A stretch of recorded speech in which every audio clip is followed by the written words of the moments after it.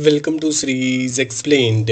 She walks in the darkness movie explained. इससे पहले आपने चैनल को सब्सक्राइब नहीं किया तो सब्सक्राइब लाजमी कर लेना। कहानी स्टार्ट होती है अमाया से, जो एक सिविल गार्ड ऑफिसर होती है जिसे उसके बॉस ने एक अंडरकवर मिशन के लिए चुना होता है। उसे बॉस को कंट्री भेजा जाता है जहां उसका काम होता है एक टेररिस्ट ग्रुप ईटीए के अंदर घुसकर उसकी एक्टिविटीज का पता लगाना। वहां जाके अमाया अपना असली नाम छुपा लेती है और एक नई पहचान बना लेती है। अमैया उसकी पूरी जिंदगी सिविल गार्ड से पहले सेट कर रखी होती है। उसके लिए एक फेक बैकग्राउंड बनाया गया होता है, जैसे कि वो पहले ब्रुसेल्स में रहती थी। वहां उसका एक बॉयफ्रेंड था जिससे ब्रेकअप हुआ था और अब वो सैन सेबेस्टियन आई है अपनी जिंदगी नई शुरुआत करने के लिए। अमिया को रोकने के लिए एक घर दिया जाता है जहां एक बूढ़ी औरत कोमा में होती है जिसे अमाया को अपनी माँ कहना होता है। उसे एक स्कूल टीचर की नौकरी भी दी जाती है, पर ये सब बस कवर होता है। असली काम ईटीए के अंदर घुसना है। स्कूल की प्रिंसिपल बिगियोना असल में ईटीए की एक लीडिंग मेंबर होती है। उसका हस्बैंड जोसा जेल में होता है, पर पुलिस उसके खिलाफ प्रॉपर सबूत कभी नहीं ढूंढ पाएगी।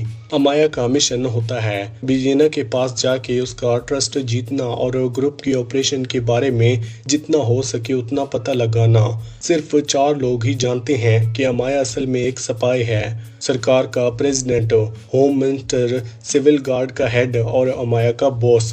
शुरुआत में बिगियोना उसे लेकर थोड़ा डाउटफुल होती है। उसके लोग अमाया को टेस्ट करते हैं, वो उसे ब्रुसेल के बारे में सवाल पूछते हैं, उसे एक्स फियांसे के बारे में बात करते हैं और उसके बैकग्राउंड को चेक करते हैं। लेकिन अमाया सब टेस्ट पास कर लेती है और उनका भरोसा जीत लेती है।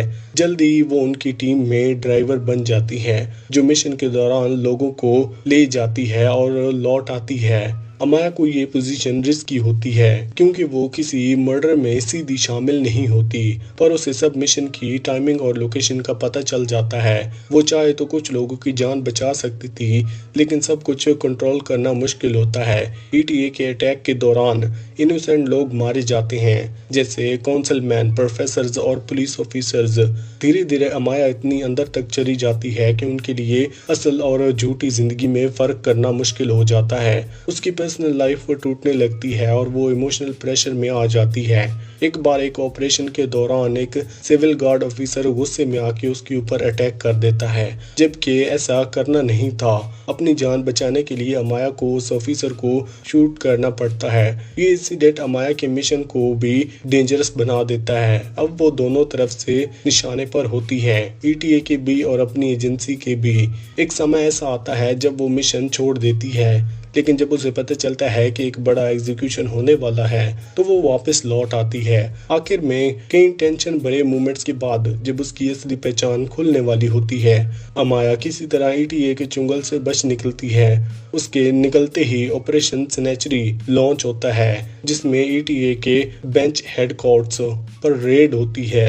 इस ऑपरेशन के बाद ईटीए बहुत कमजोर हो जाता है। 2011 में वो सीज फायर अनाउंस करते हैं और 2018 तक जाते हैं पूरी तरह से डिसबैंड हो जाते हैं। फिल्म की शुरुआत ही ईटीए के बैकग्राउंड से होती है। ईटीए एक टेररिस्ट ग्रुप था जो 1958 में बना था, जब स्पेन में फ्रेंचों का डिक्टेटरशिप चलता था। उस वक्त देश में डेमोक्रेसी नहीं थी, सिर्फ एक ही आदमी रूल करता था। ईटीए का एम था बॉस्को रीजन को स्पेन से अलग करके उन्हें अपनी आज़ादी दिलाना।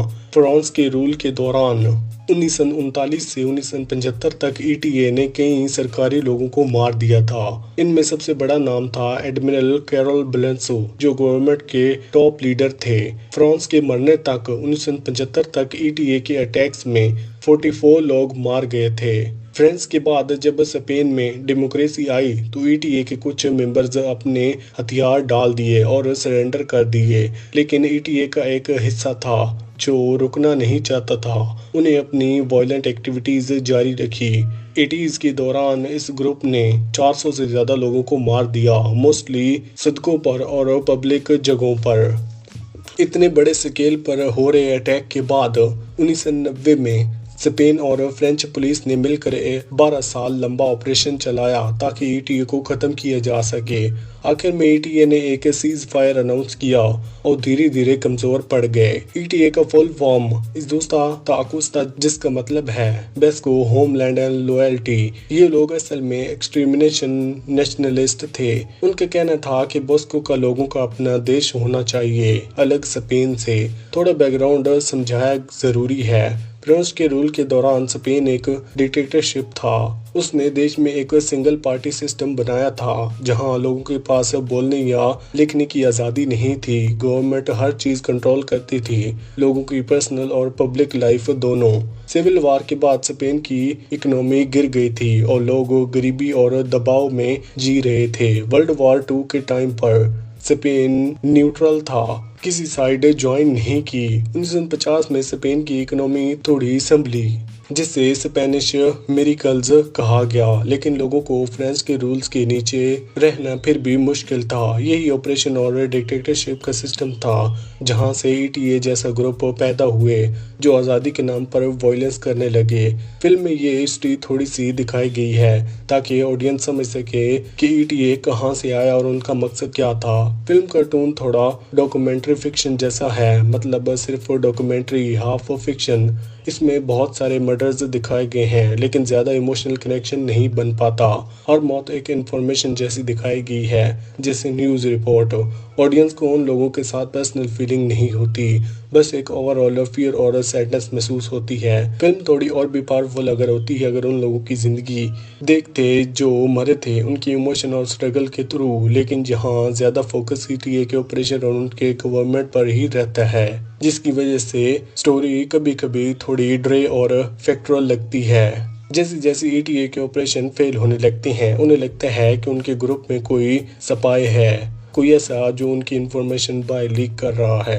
पहले तो एक ऑफिसर के ऊपर शक जाता है और उसे अमाया के सामने ही मार दिया जाता है, लेकिन किलिंग्स के बाद भी इन्फॉर्मेशन लीक हो रही होती है। अब ग्रुप के अंदर डर और शक बढ़ने लगता है। सबको लगता है कि उनके बीच कोई गद्दार छुपा हुआ है। तब एक बुजुर्ग आदमी टैक्सी को बुलाया जाता है जो ईटी के पुराने और ट्रस्टेड मेंबर होते हैं। उसे कहा जाता है कि वो सब सस्पेक्टेड लोगों की फाइल्स चेक करें और बताए कि कौन स्पाई हो सकता है। फाइल देखने के बाद टॉक्सिस कन्फर्म करता है कि कोई और ही मॉल नहीं, अमाया ही है जो उनके लिए ड्राइवर का काम करती है।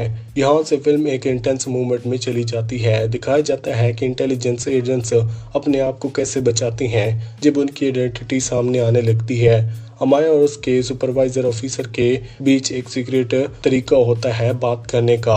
वो इटालियन रेडियो सॉन्ग्स के थ्रू कम्युनिकेट करते हुए कहते हैं। उनका कोड ये था कि अगर कभी उन्हें पता चल गया कि अमाया पकड़ी गई है या उसकी आइडेंटिटी खुल गई है तो रेडियो पर पॉल पॉल गाना बजाया जाए। एक दिन जैसे ही अमाया को मिशन पर ले जाने के लिए एक आदमी उसके घर आता है, तब रेडियो पर वही गाना बजना शुरू होता है, पॉल पॉल। अमाया पहले तो ध्यान नहीं देती, लेकिन जब उसके कान में गाने के वर्ड्स सुनाई देते हैं तो उसे समझ आ जाता है कि वो एक्सपोज हो गई है। वो तुरंत एक्टिंग करती है और कहती है मैं बाथरूम जा रही हूँ, और जैसे ही मौका मिलता है वो विंडो से भाग जाती है। फिल्म का एंडिंग सीक्वेंस बहुत ही सिनेमैटिक। अमाया भाग रही होती है और बैकग्राउंड में पॉल पॉल बज रहा होता है। साथ ही स्क्रीन पर दिखाया जाता है कि साउथर्न फ्रांस में ईटीए के हेडक्वार्टर्स पर रेडियो चल रही होती है। ये गाना एक सिंबॉलिक मोमेंट बन जाता है, जैसे एक रिवोल्यूशन का साइन जिसमें इतने सालों की वायलेंस और खून बंद हो रहे थे। फिल्म यहीं खत्म होती है अमाइलिया के भागने के सीन पर। यहाँ उसके आगे रिलीफ और खौफ दोनों महसूस होता है। स्टोरी के लास्ट पार्ट में ये भी दिखाया गया है कि फिल्म स्पेनिश और फ्रेंच ऑडियंस के लिए डीप और कॉन्टेक्स्टल है, लेकिन इंटरनेशनल ऑडियंस के लिए कुछ बैकग्राउंड समझना मुश्किल हो सकता है। इमोशनल साइड भी थोड़ा वीक लगता है क्योंकि स्टोरी ज्यादा फोकस करती है ऑपरेशन पर, लोगों की पर्सनल इमोशन और उनके दर्द पर नहीं। इसी के साथ ये मूवी यहीं पर एंड होती है। We are not safe here movie explained. कहानी स्टार्ट होती है रेचल से। रेचल जब नीता के घर पहुंची तो उसने उसको बताया कि उसे अजीब आवाजें सुनाई देती हैं और कभी कभी उसको डरावनी हेलुसिनेशन होती हैं। ये पहली बार नहीं होता, बचपन से ही उसके साथ ऐसा होता आया है। उसने अपनी बेस्ट फ्रेंड लिली की बात याद की। लिली ने बचपन में उसे एक पुरानी कहानी सुनाई थी जो उनके एरा में 50-60 साल पीछे हुई थी। कहानी ये थी कि एक छोटी सी मासूम लड़की ने अपनी माँ पर अटैक कर दिया था। जब माँ सो रही थी उसने माँ के कपड़े फाड़ दिए और माँ के चेहरे पर फिलो केस डाल दिया ताकि वो उसके देख ना सके। फिर उस छोटी सी लड़की ने अपनी माँ को पूरे घर में घेस्ट लिया जो नॉर्मली उसके लिए पॉसिबल नहीं हुआ। शायद कोई सुपर नेचुरल ताकत थी। आखिर में उसने माँ को एक कोलेस्ट के अंदर डाल दिया। कोलेस्ट इम्पोर्टेंट इसलिए है क्योंकि वो लड़की अक्सर अपने इनविजिबल दोस्त से कोलजेस्ट अंदर की बात करती है। उस दोस्त ने उसे कहा था कि मुझे अपनी माँ से मिलाओ। जब पुलिस पहुंची तो कोलेस्ट के अंदर माँ और बेटी दोनों बैठे थे। माँ खून से भीगी हुई थी और छोटी लड़की माँ के बालों को ब्रश कर रही थी, साथ ही अपने इनविजिबल दोस्त से बात कर रही थी। माँ हॉस्पिटल ले जाते वक्त मर गई। ये सब सुनकर रेचल को बहुत डर लगने लगा था।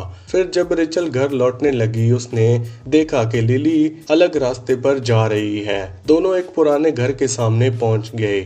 वही घर जहां वो इंसिडेंट हुआ था। वहां रिचल को एक फोटो दिखता है। फोटो में वो दोनों रिचल और लिली साइकिल पर आए हुए दिख रहे थे। फोटो पुरानी और फेड लग रही थी लेकिन उनके कपड़े वही थे जो उस वक्त उन्होंने पहने थे। सबसे अजीब बात ये थी कि फोटो में लिली के सर पर एक पिलो केस था। रिचल समझ गई कि वो खतरे में है। उसने लिली के चेहरे पर घबराहट देखी। उसकी आंखें फैल गई और बस धीरे धीरे बोला लिसन, लेकिन रिचल को कुछ सुनाई नहीं दिया। तब लिली ने कोलेस्ट की तरफ इशारा किया, मतलब आवाज वहीं से आ रही थी। रिचल कोलेस्ट के पास गई और जैसे ही उसने दूर खोला एक तेज हवा झोंका आया और बिल्कुल फ्रीज हो गई। उस वक्त लिली ने जोर से सांस ली जैसे उसने कुछ डरावना देख लिया हो, लेकिन रिचल को वो चीज दिखाई नहीं थी। सिर्फ हल्की सी विस्पर सुनाई दी और दोनों डर के भाग गए। वो दोनों साइकिल चलाते चलाते थक कर रुक गए। रिचल ने बार बार पूछा कि लिली ने अंदर क्या देखा, लेकिन लिली चुप रही। रिचल ने उसे वादा किया कि अगले दिन बताएगी, लेकिन अगली सुबह ना लिली मिली और ना ही उसकी माँ। दोनों गायब हो गए थे। उनका घर वैसे का वैसा था, बस उनकी कोई खबर नहीं मिली। शुरू में ऐसा लगा था कि रिचल सिर्फ अपने हेलुसिनेशन और डरावने एक्सपीरियंस नीता से शेयर कर रही है क्योंकि नीता उसकी बातों को पॉइंटली सुनती थी, लेकिन धीरे धीरे समझ आ गया कि रिचल का एक क्लियर गोल था। ये कहना मुश्किल था कि रिचल जो कहानी सुना रही थी वो असल इंसिडेंट पर बेस्ड थी या उसकी इमेजिनेशन का हिस्सा, क्योंकि उसकी मेमोरी रिलायबल नहीं थी। लेकिन एक बात क्लियर थी, उसको स्पिरिट हर्ट और कर रही थी, और क्योंकि हमें कहीं और से कंफर्म नहीं मिलता, हमें रिचल की कहानी पर ही भरोसा करना पड़ता है ताकि बाद में फिल्म में जो होता है वो समझ आ सके। रिचल ने बताया कि जब वो अपना होम टाउन छोड़कर हायर एजुकेशन के लिए गई थी तब उसके हेलुसिनेशन रुक गए थे। जिंदगी नॉर्मल और खुशगवार हो गई थी, लेकिन एक दिन अचानक सब वापस आ गया। उसने याद किया कि एक बार में उसने रेड हेयर वाली औरत को देखा जो उसे कॉर्नर से वेव कर रही थी। रिचल उसके पास गई तो उस औरत धीरे धीरे बोली, वो तुम्हें पसंद करता है, क्या तुम उसके बारे में क्यूरियस हो? फिर उस औरत ने एक एड्रेस लिखा, रिचल को दे दिया। धीरे धीरे रिचल को समझ आ गया कि वो औरत असल में लिली थी। सालों के बाद उसके रेड हेयर उसने पहचान लिए, लेकिन कंफर्म करने से पहले लिली गायब हो गई। बाहर एक बूढ़ी औरत खड़ी थी। रिचल ने उससे पूछा उस रेड हेयर लड़की के बारे में, तो उसने बस मुस्कान के साथ कहा, प्रे करती रहना। रिचल ने अपने थॉट एक डायरी में नोट किए थे। जब उस रात नीता भी हेलुसिनेशन होने लगे तो उसने डायरी खोली आंसर ढूंढने के लिए। उस डायरी में वही एड्रेस लिखा था। नीता के रात के टाइम उस एड्रेस पर चली गई। वो घर एक्सेस रोड वाला पुराना और अबेंडन था। अंदर जाते ही उसका हर जगह विस्पर सुनाई देने लगे। खासकर एक अजीब सी उसकी उसे लगने लगा कि इस राज में उसका भी कुछ कनेक्शन है। नीता ने हिम्मत करके कोलस्ट खोला। अंदर एक ब्लड स्टेन पिलो था और एक फोटोग्राफ उसकी रिचल की। जैसे ही उसने फोटो देखी उसे लगा जैसे कोलस्ट उसके अंदर खींच रहा है। विस्पर तेज होने लगी और नीता को लगने लगा कि कंट्रोल खो रही है, लेकिन किस तरह वो ब्रेक फ्री करके भाग गई और कार में बैठ गई। कुछ सालों बाद जब लिली फिर से रिचल को सामने आई और उसके वही अबैंडन्ड हाउस का एड्रेस दिया, इसका मतलब था कि डीमन अभी भी उसका पीछा कर रहे हैं। लिली एस्केप करना चाहती थी, समझ गई कि एस से लड़ा नहीं जा सकता। आखिर में उसने सरेंडर कर दिया। डीमन को हमेशा एक नए शिकार चाहिए होता है और रिचल ने नीता को उसके लिए चूज कर लिया। वो एल्डरली औरत कौन थी? शायद वही छोटी लड़की जो ओरिजिनल स्टोरी में थी। उसने नीता की आंखों को उसकी माँ की आंखों में कंपेयर किया, मतलब एक हिडन कनेक्शन था। ड्यूमन सभी विक्टिम्स एक तरह के एक चेन जुड़े हुए थे। जो भी ड्यूमन के कंट्रोल में आता वो कभी नॉर्मल लाइफ में वापस नहीं जा सकता था। अपनी जान देना शायद एक ऑप्शन था, लेकिन हो सकता था कि आत्मा कभी फ्री ना हो। ड्यूमन उनकी रूह छीन लेता और उन्हें अपने पपेट बना देता। रिचल ने नीता से माफी मांगी। उसने कहा कि उसने बहुत कोशिश की थी कि इस शैतानी ताकत से लड़ने की, लेकिन वो फेल हो गई। उसे समझ आ गया जैसे वो नीता के साथ अपना राज शेयर करती। डीमन नीता को बोला था, शायद कोलस्ट में फोटो छोड़ने का ही इफेक्ट था कि नीता को रिचल के आने से पहले ही नाइटमेयर आने लगे। इसका मतलब है कि डीमन अभी भी नीता के अंदर था और अब सहारा उसका नेक्स्ट टारगेट थी। नीता ने शायद ट्राई किया होगा अपने आप से डील करने का, लेकिन वो फेल हो गई, बिल्कुल रिचल की तरह। नीता ने अपनी लाइफ को बचाने के लिए एक और इंसान को सेक्रीफाइस करने का रास्ता चुना। उसे पता था कि ये गलत है, लेकिन डीमन को पास करने का एक ही इकलौता ऑप्शन था। सायरन की आवाज ने कन्फर्म कर दिया सब कुछ बिगड़ने वाला है। कुछ लोगों ने सोचा कि कहानी शायद जनरेशनल ट्रॉमा या अब्यूजिव की सिंबॉलिक स्टोरी है, लेकिन एंडिंग ने इस थ्योरी को सपोर्ट नहीं किया। डीमन सिंपली अनवेल्नरेबल औरतों को टारगेट करता था, उनकी जिंदगी पर कंट्रोल करके अंधेरा फैलाता था। जैसे थेरेपी में हम ट्रॉमा शेयर करते हैं और समझते हैं कि वैसे ही रिचल और नीता अपनी स्टोरीज दूसरों के साथ शेयर कर रही है, लेकिन उनकी कहानी सुनने वाले भी धीरे धीरे इस बर्डन का हिस्सा बन जाते हैं। और अगर फिल्म दिखाने के बाद तुम्हें सफोकेशन या डार्कनेस फील हुई तो शायद वो इसलिए तुम्हारे सर पर भी इनविजिबल पिलो था। इसी के साथ ये मूवी यहीं पर एंड होती है। VHS हॉलोवीन आपके कमेंट करने पर मैं इस मूवी का एक्सप्लेनेशन लेकर हाजिर हो गया हूँ, और अगर आपको किसी और मूवी के एक्सप्लेनेशन चाहिए तो कमेंट सेक्शन में जरूर बताना। चैनल को लाजमी सब्सक्राइब कर लेना। हम चलिए बढ़ते हैं मूवी की तरफ। इस मूवी के टोटल 6 सेगमेंट हैं। सबसे पहले की स्टोरी काफी अच्छी है। ये स्टोरी सच में दिमाग हिला देती है। स्टोरी स्टार्ट होती है लूसी और के, 2 लड़कियां जो अभी ना बड़ी हुई हैं और ना ही बच्चे हैं, न ट्रिक और ट्रीट करने की उम्र, न मेच्योर होने का मूड। हैलोवीन रात वो बदतमीजी करते हुए कैंडीज चुराती हैं, रूल्स को भी तोड़ती हैं और लोगों का मजाक उड़ाती हैं। फिर वो एक अजीब घर के पास जाती हैं जहाँ सब कुछ हॉरर मूवी जैसा लगता है। घर के अंदर जाती ही मिलता है मॉमी, एक डरावनी औरत जिसका चेहरा और हरकतें दोनों क्रीपी हैं। वहाँ उन्हें मिलता है सब कुछ बड़े बड़े लोग जो बेबी की तरह बिहेव कर रहे होते हैं, सबको मम्मी बुला रहे होते हैं। जब लूसी और काय भागने की कोशिश करते हैं तो सब एग्जिट गायब हो जाते हैं। उनके पास एक ही ऑप्शन होता है, मम्मी के बेबीज बन जाना। ऊपर से देखो तो ये एक क्रीपी पनिशमेंट स्टोरी लगती है, लेकिन अंदर से इसका मतलब है जो बच्चे बनकर रहना चाहते हैं उन्हें जिंदगी वैसे ही बना देती है। ये एक वार्निंग है, जो कुछ भी तुम विश करते हो सोच समझ कर करना। कभी कभी बड़ा ना होना भी सबसे बड़ी सजा बन जाती है। हमारी अगली स्टोरी है अट्रासिक इंफ्रा। ये स्टोरी एक टिपिकल हैलोवीन सीन से स्टार्ट होती है। विकी अपने दोस्तों को ले जाती है एक हॉन्टेड हाउस में। रेबेट्रा मैरोनी, ये एक पुराना घर जो एक मर चुकी मैडम की थी जो आत्माओं से बात करती थी। वहाँ बात होती है ले लाइंस और स्पिरिचुअल हॉटस्पॉट की, और एक पुराना रिट्रायरी फोन जो वहाँ पड़ा होता है, जो अनप्लग्ड होने के बावजूद भी क्रीपी लगता है, पर ऑब्वियसली कोई उसे छू लेता है। एक बंदा 3 बार बोलता है अट्सप्रा इन इंफ्रा, जिसका मतलब है आस अबाउ सो ब्लू। और उसके बाद सब कुछ उल्टा पुल्टा हो जाता है। फोन बजता है, बंदा उठाता है और वो तुरंत एक डीमन बन जाता है। फिर वो अपने दोस्तों को मार डालता है, उनकी आंखें निकाल लेता है। हैलोवीन पार्टी का मजा यहीं पर सारा खत्म हो जाता है। सबसे क्रीपी पार्ट अब आता है जब पुलिस उस क्राइम प्रेजेंट करवाती है और जैसे ही एक ऑफिसर फिर से वही लैटिन प्रेस बोलता है, सब कुछ दोबारा होने लगता है। ग्रेविटी उलट जाती है, ऑफिसर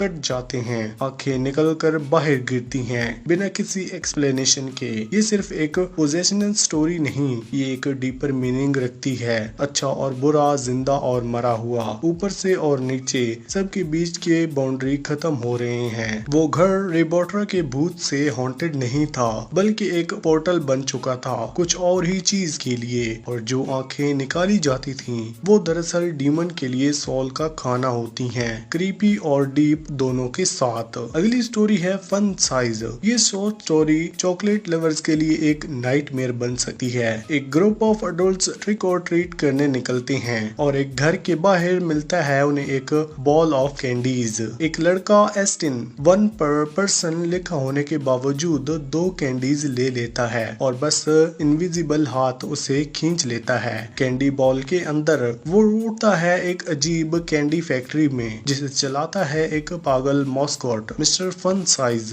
यहाँ लोग लिटरली कैंडीज बार में बदल जाते हैं। एक लड़की को इतने M&M से भरा जाता है कि उसका पेट फट जाता है। एक कैनवेयर बेल्ट है जहाँ लोग शरीद हो रहे होते हैं और एक बंदा अपनी फियांसी को शादी और वॉज बोलते हुए काट जाता है। रोमांटिक बिल्कुल भी नहीं। मिस्टर फन साइज एक मिक्सचर है वेरी वोंका और लूथर फेस का। कट भी, किलर भी, पूरा फैक्ट्री ऐसा लगता है जैसे किसी एलियन ने हैलोवीन को कैंडी केमिकल्स के बेस पर रिक्रिएट करने की कोशिश की हो। ये स्टोरी पनिशमेंट है उन अडल्ट्स के लिए जो अपनी चाइल्डिश आदतें नहीं छोड़ते। उन्हें ट्रिक और ट्रीट करना छोड़ देना चाहिए था, पर वो अपनी ग्रीड को अपनी मौत गले लगा लेते हैं। आखिर में ल्यूरेन लगभग बच जाती है, लेकिन मिस्टर फन साइज उसका सर तोड़ के ह्यूमन पेंटअप बना देता है और लास्ट में एक छोटा बच्चा एक कैंडी उठाता है जिसमें ल्यूरेन की उंगली बनी होती है। बस खत्म स्वीट हॉरर स्टाइल में। अगली स्टोरी है किड प्रिंट। ये सेगमेंट सबसे ग्राउंडेड और डिस्टर्बिंग है। यहाँ ना कोई भूत है ना कोई मॉन्स्टर, सिर्फ ब्रूस, एक सिंपल सा आदमी जो फोटो स्टूडियो चलाता है पर सिक्योरिटी बच्चों को टॉर्चर करता है। स्टोरी में स्टूडियो का ऑनर टिम डिस्कवर करता है कि ब्रूस ने किड प्रिंट प्रोजेक्ट, जहां बच्चों के रिकॉर्ड्स बनाए जा रहे होते हैं, उनकी सेफ्टी के लिए उसका यूज अपने क्राइम छुपाने के लिए किया था। लेकिन जब टिम उसे रोकने जाता है, ब्रूस उसे एक कमरे में लॉक कर देता है 2 बच्चों के साथ और वो बच्चे सोच लेते हैं कि टिम ही विलन है और उसके ऊपर अटैक कर देते हैं। ये स्टोरी का एंड सबसे ज्यादा ट्रेजिक और रियल है। सबसे हॉरिफाइंग बात ये है, ब्रूस बच जाता है। वो टिम को फ्रेम कर देता है और खुद हीरो बनकर दिखाता है जैसे वो किड प्रोग्राम को कंटिन्यू करेगा बच्चों की सेफ्टी के लिए, लेकिन असल में अपना टॉर्चर का काम चुपके से जारी रखता है और सब उसे एक अच्छा इंसान समझते हैं। इसमें कोई कर्ज या डीमन नहीं है, ब्रूस बस एक असल दुनिया का मॉन्स्टर है जैसा हम न्यूज में रोज देखते हैं। एक हिंट मिलता है कि शायद बचपन में वो खुद भी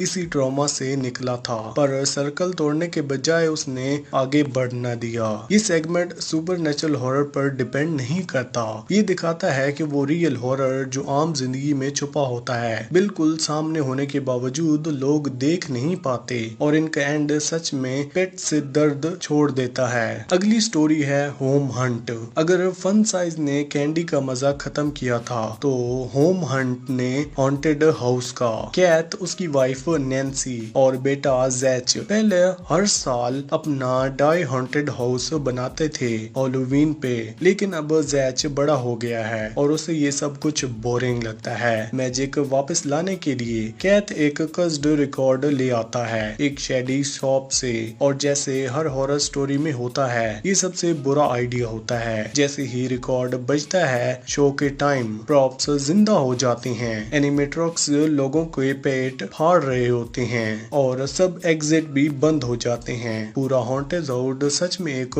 हैलोवीन अपोकलिप्स बन जाता है। जब फैमिली मुश्किल से बचकर निकलती है तब पता चलता है कि मॉन्स्टर अब बाहर रियल वर्ल्ड में भी आ चुके हैं, बच्चों पर अटैक कर रहे हैं, सबके हॉरर मच गया है। सबसे डार्क बात ये है कैद के अंदर ये सब छुपा रहा। वो मिस्टर हैलोवीन बनकर याद रहना चाहता था, लेगेसी छोड़ना चाहता था और अब वो सच में कभी भुलाया नहीं जाएगा। बस एक हॉरिफाइंग तरीके से। कर्स्ड रिकॉर्ड की सेलर जेनेट का क्या रोल था ये अनक्लियर है। शायद वो कर्स्ड चीजों की गेट कीपर थी, बस अपने काम से बहुत खराब। आखिर में कैथ जो चाहिए था वो मिल गया, पर बिल्कुल उल्टा तरीके से। अगली स्टोरी। सोचा था कोक जीरो खराब है, जरा टेस्ट लो डाइट फैंटेसा का। ये सेगमेंट मूवी के बीचों बीच में एक क्रीपी फेक सोडा केमिकल की तरह चलता है। बेलेनी और उसकी कंपनी एक नई ड्रिंक टेस्ट कर रही होती है जिसमें होता है रियल घोस्ट जूस। उन्होंने कुछ लोगों पर टेस्ट किया था, ज्यादातर लोग मर जाते हैं, उनकी बॉडी एक्सप्लोड हो जाते हैं या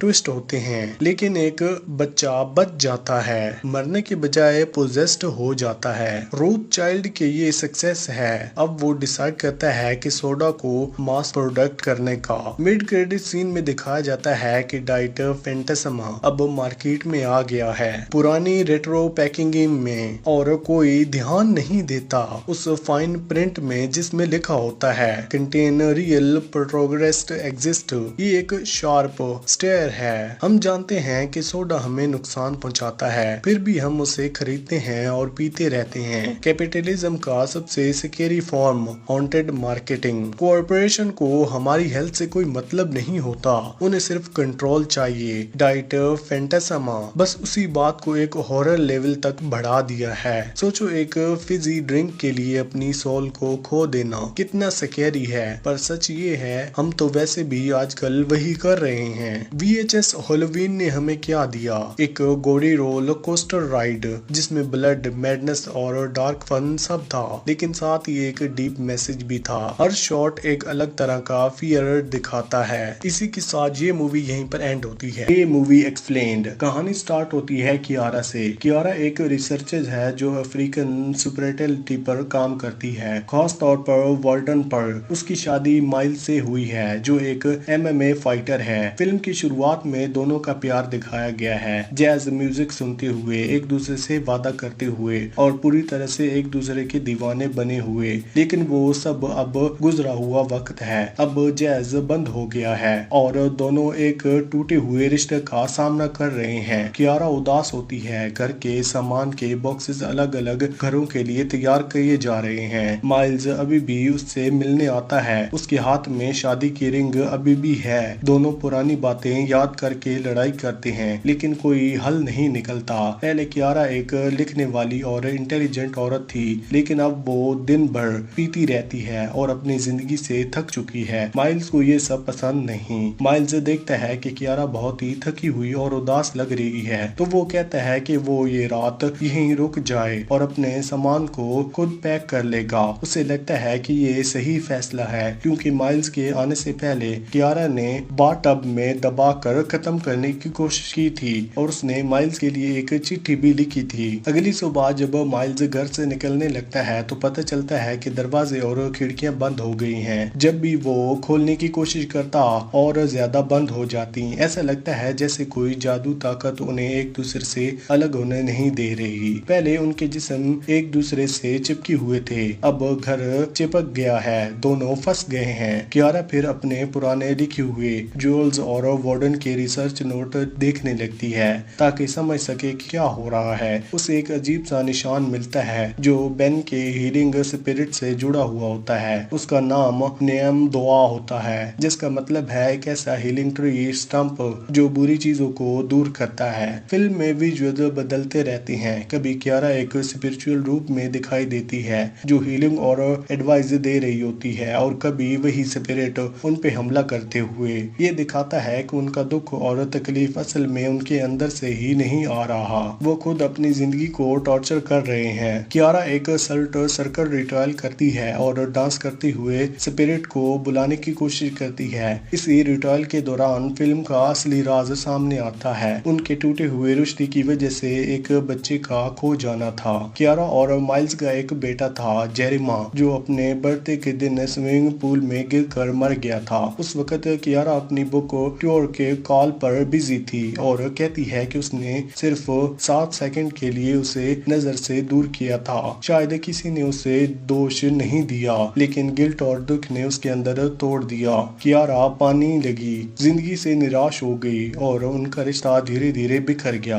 पर सवाल ये है, क्या उनका प्यार इतनी बड़ी चोट के बाद भी जिंदा रह पाएगा? कियारा और माइल्स को लगता है कि उन्हें आखिरकार क्लोजर मिल जाएगा जब वो दोनों उस घर के अंदर फंस जाते हैं और एक दूसरे के साथ रहने पर मजबूर होते हैं, तो उन्हें अपने पुराने प्यार की यादें वापस आने लगती हैं। ये सोच के ऐसा लगता है कि जैसे वो कपल्स थेरेपी वाले सोशल मीडिया स्टोरीज, जहां झगड़े करने वाले पति पत्नी जब एक दूसरे के साथ रहने लगते हैं तो उन्हें अपने रिश्ते की खूबसूरती वापस नजर आती है और फिर वो मिल जाते हैं। फिल्म की शुरुआत में उनका रिश्ता एक टॉक्सिक सर्कल जैसा लगता है, लेकिन जब जेरेमा की मौत का राज सामने आता है तो सब समझ आ जाता है। उन दोनों के बीच जो दर्द और गिल्ट है वो उन्हें एक साथ ही रखता है और अलग भी करता है। माइल्स ज्यादा प्रैक्टिकल है, वो सिर्फ काम करना चाहता है और अपने इमोशन का सामना नहीं करता। दूसरी तरफ कियारा फिर से स्पिरिचुअल बन जाती है, अपनी औरतों वाली एंसेस्टर से जुड़ती है, रिट्रायल करती है और इमोशनल साइड संभालती है। जैसे हमेशा होता है, यहाँ भी इमोशनल काम और समझने की जिम्मेदारी कियारा पर आ जाती है।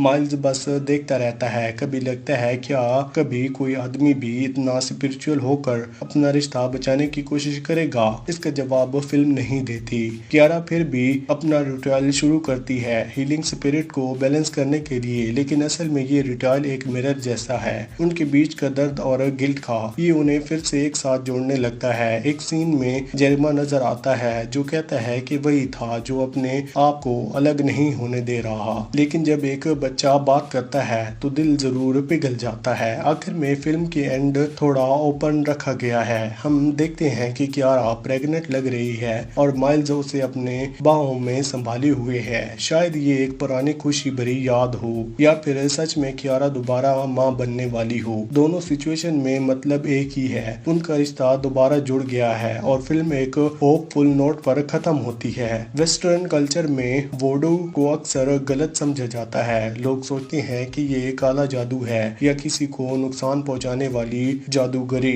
मूवीज में भी अक्सर वोडू डॉल्स दिखाए जाते हैं जिसमें सुइयां चुभाई जाती हैं ताकि किसी को दर्द दिया जा सके, लेकिन असल में वेस्ट अफ्रीका के वोडन एक पुरानी और प्राइवेटा स्पिरिचुअल प्रैक्टिस है। ये प्रकृति, फैसलों का सर्कल और पुरखों की पूजा से जुड़ी हुई परंपरा है। वोडन कहता है कि एक औरत के पुरखों की औरतें यानी मेंट्रल एंसेस्टर्स हमेशा अपनी आने वाली नस्ल पर नजर रखती हैं। ये उन्हें बचाती हैं, गाइड करती हैं और उन्हें गलत रास्ते पर जाने से रोकती हैं। ये स्पिरिट्स की एक तरह से माओ और दादियाओं के रूप में होती हैं जो अपने बच्चों को आशीर्वाद देती रहती हैं। फिल्म में कियारा जिस स्पिरिट का जिक्र करती है उसका नाम है दुआ, जो पेड़ के थ्रू दिखाई जाती है। इसका मतलब है कि गॉड का पेड़, और ये सिंबल होता है प्रोटेक्शन और हीलिंग का। अगर सोचा जाए तो ये सिंबल एक नेचर का एग्जाम्पल जैसा ही लगता है, लेकिन जैसे कभी जंगल में कोई पुराना पेड़ टूट जाता है लेकिन उसका थड़ पर नई जिंदगी उगने लगती है। छोटी छोटी चींटियां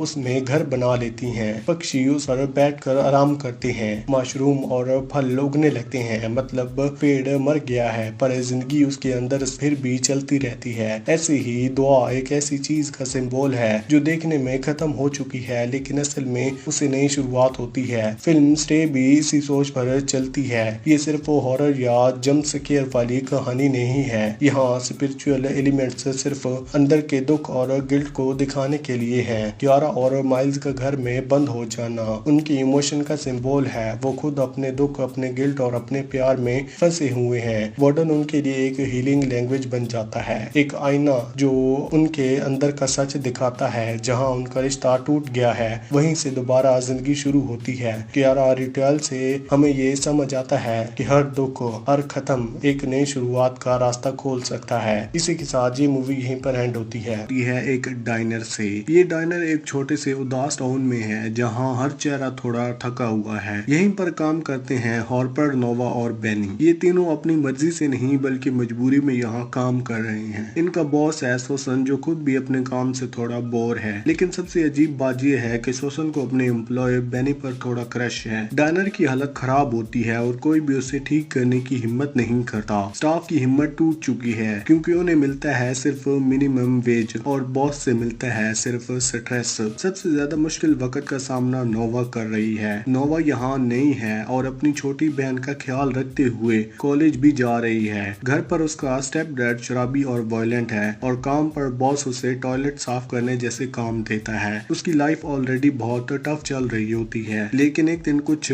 बदल जाता है। नोवा को एक कार मिलती है और उसके ट्रंक के अंदर एक औरत की लाश होती है। पहले तो वो सोचती है कि बस पुलिस को बुलाकर अपना काम खत्म कर दे, लेकिन प्रॉब्लम यही नहीं। वो कार बिग ड्रिपर के बाहर खड़ी है और उस कार का ड्राइवर एक अजीब और क्रीपी आदमी है। उस वक्त डायनर के अंदर बैठा होता है। सबको शक होता है कि शायद ये वही सीरियल किलर है जो पूरे टाउन में लोगों को मार रहा है। वो क्रीपी आदमी जो डायनर में आया था, सबको लगता है कि वो शायद मशहूर सीरियल किलर हो सकता है। इस किलर का तरीका ये है कि वो अपनी हर विक्टिम के साथ एक सेम जैसी डॉल छोड़ देता है। पूरे टाउन में उसके लिए मॉन हंट चल रही होती है। उस आदमी का नाम ग्रेडी होता है। बेनी और नोवा सोचते हैं कि अगर ये वाकई ही वो किलर निकलता है तो वो उसे पकड़कर रिवॉर्ड मनी कमा सकते हैं। ऑपर भी तुरंत उसके प्लान में शामिल हो जाती है। थोड़ी देर बाद उन्हें पता चलता है कि ग्रेडी एक डेट है एक लड़की एमा के साथ। जब ग्रेडी खाना खा रहा होता है तब नोवा टेबल साफ करते हुए उसके कार के कीज चुरा लेती हैं। जब ग्रेडी को अपनी चाबियों का पता चलता है वो गुस्सा हो जाता है और बेनी को कहता है कि ट्रैश बिन के पास जाकर ढूंढो। जैसे ही बेनी वहां जाता है वो अचानक ग्रेडी पर अटैक कर देता है, लेकिन ग्रेडी भी कम नहीं होता। वो खुद को बचाता है और दोनों के बीच लड़ाई शुरू हो जाती है। तब हॉपर डस्टबिन का ढक्कन उठाकर ग्रेडी के सर पर मार देता है, जिससे वो बेहोश हो जाता है। फिर तीनों मिलकर ग्रेडी को एक चेयर के साथ बांध देते हैं। नोवा थोड़ा डर जाती है और कहती है कि ये सब गलत है, हमें पुलिस को बुला लेना चाहिए। लेकिन बेनी के दिमाग में सिर्फ रिवॉर्ड बनी चल रही होती है और वो सोचता है कि पुलिस को बुलाएंगे तो सब कुछ खराब हो जाएगा। इसी बीच एमा, जो ग्रेडी की डेट है, समझ नहीं पाती कि अंदर क्या हो रहा है, तो वो वापस डाइनर के अंदर आती है। जैसे ही वो देखती है कि उसका डेट ग्रेडी चेयर से बंद आ गया है, वो शॉक में आ जाती है। बेनी और हार्पर उसे समझाने की कोशिश करते हैं, लेकिन कन्फेशन और घबराहट में एमा गिर जाती है और उसका सर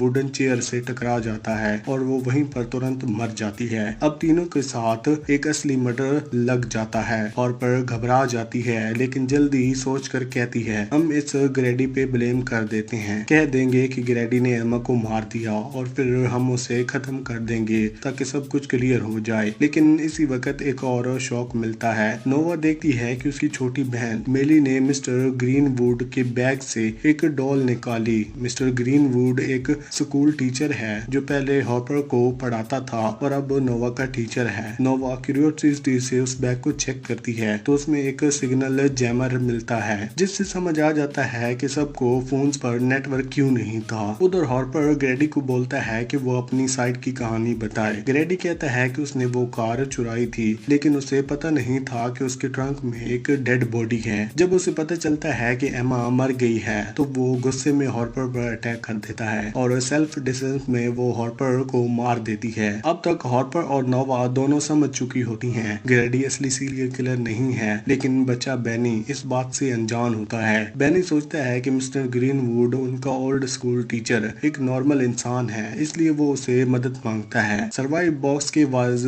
ठीक करने के लिए डिनर के बाहर। लेकिन बेनी को पता नहीं होता कि उसने अपने कातल को ही बुला लिया है। ग्रीनवुड बिना टाइम जाया किए उसका गला काट देता है और बेनी वहीं मर जाता है। अंदर नोवा जैमर को बंद कर देती है, जिससे फाइनली नेटवर्क वापस आ जाता है। वो तुरंत पुलिस को कॉल करती है, लेकिन उसे पूरी बात बताने से पहले ही ग्रीनवुड दोबारा डाइनर के अंदर आ जाता है। अब ग्रीनवुड अपनी असल शक्ल दिखाता है। वो खुद वही किलर है। वो कहता है कि वो जो डॉल्स छुड़ाता है वैसे डॉल्स हैं जो अपने मास्टर के दर्द, डर और पाप को अपने अंदर समा लेते हैं। ग्रीनवुड कहता है मैं एक डॉल तुम्हारे लिए भी बनाऊंगा। नोवा, तुम जिंदा नहीं रह सकती, तुमने मेरा राज जान लिया है। इतने में दो कॉप्स डाइनर पर आ जाते हैं लेकिन ये कॉप्स भी थोड़ा केयरलेस और रूडी होते हैं। हॉपर उन्हें टेक आउट बैग में एक छोटी सी नोट देकर डाल देती है ताकि वो समझ जाए कि अंदर कुछ गलत हो रहा है, लेकिन ग्रीनवुड समझ जाता है। वो कैफे कप गिरा देता है ताकि वो नोट भीग जाए और फिर नोवा से कहता है कि नया बैग पैक करो। नोवा एक छोटी सी चाल चलती है, वो बीबीक्यू सॉस